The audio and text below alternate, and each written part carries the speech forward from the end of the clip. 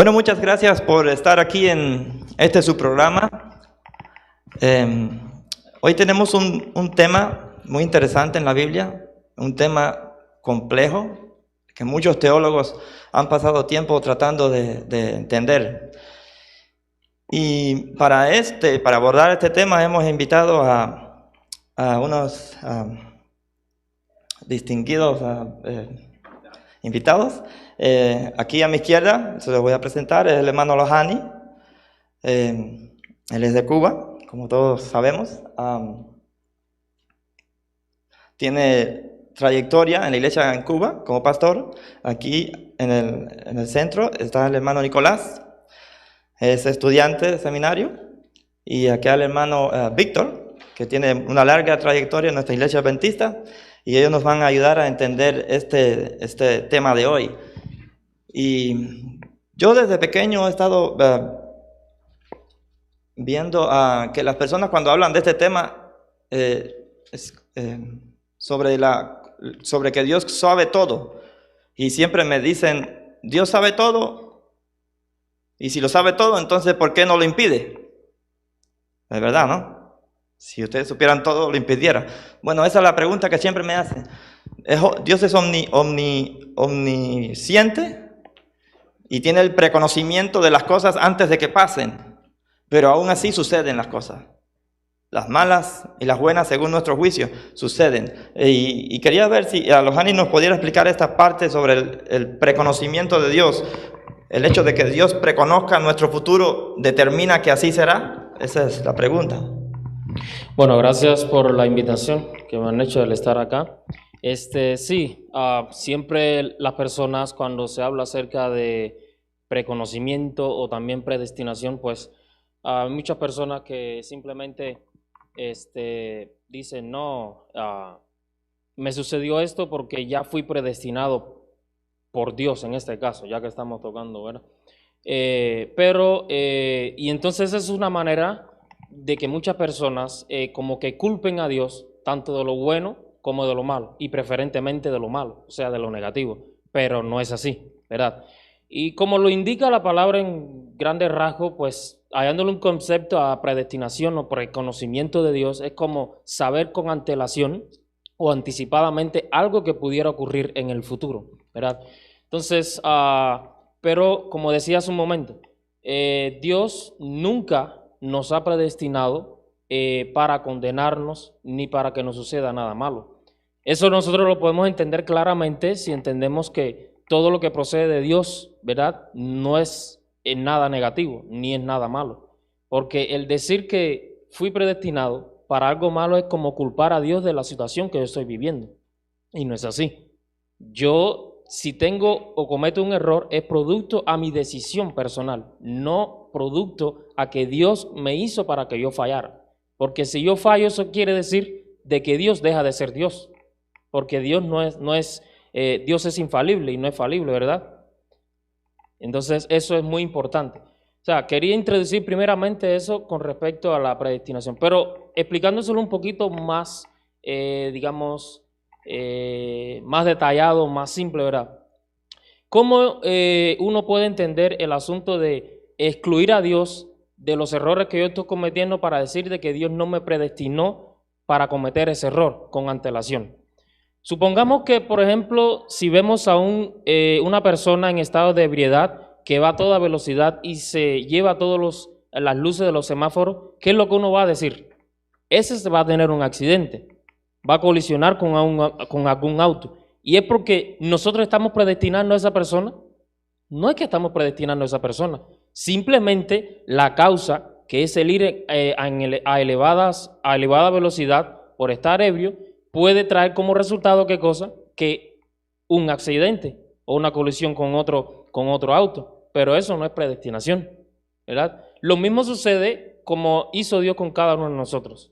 Entendemos en la palabra de Dios que Dios nos creó perfectamente y nos dio libre albedrío, o sea, nos hizo para que nosotros tuviéramos la voluntad de elegir entre elegir el bien y elegir el mal, entre cometer un error o seguir haciendo las cosas bien. O sea, todo lo que nos sucede, sea bueno o malo, es producto a nuestra decisión. Ahora, ahí encontramos en Primera de Timoteo, Primera de Timoteo 1:4, si mal no recuerdo, 2:4, perdón, que nos dice que nosotros fuimos predestinados para salvación. Hay muchas personas equivocadamente que cuando leen este texto dice, bueno, mira, ya yo soy salvo porque dice ahí la Biblia, por Dios, de que fui predestinado para salvación. Quiere decir de que yo puedo vivir como quiera, que de todas maneras yo soy salvo, porque ahí lo dice en la Biblia. Y sí, realmente lo dice en la Biblia.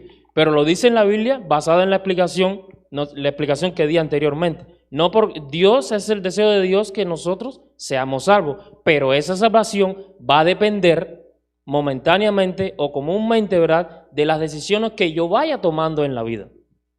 Y eso es lo que me va a dar a mí, verá, el precio de la salvación.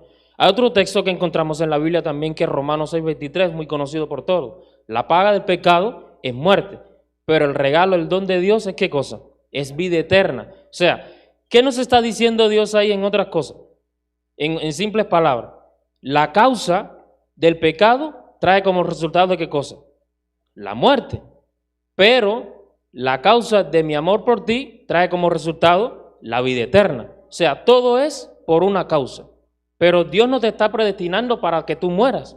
Porque volvemos al principio, como decía anteriormente, si Dios nos predestinó para fallar o para morir o para cometer un error, entonces Dios deja de ser Dios. Porque Dios no puede fallar.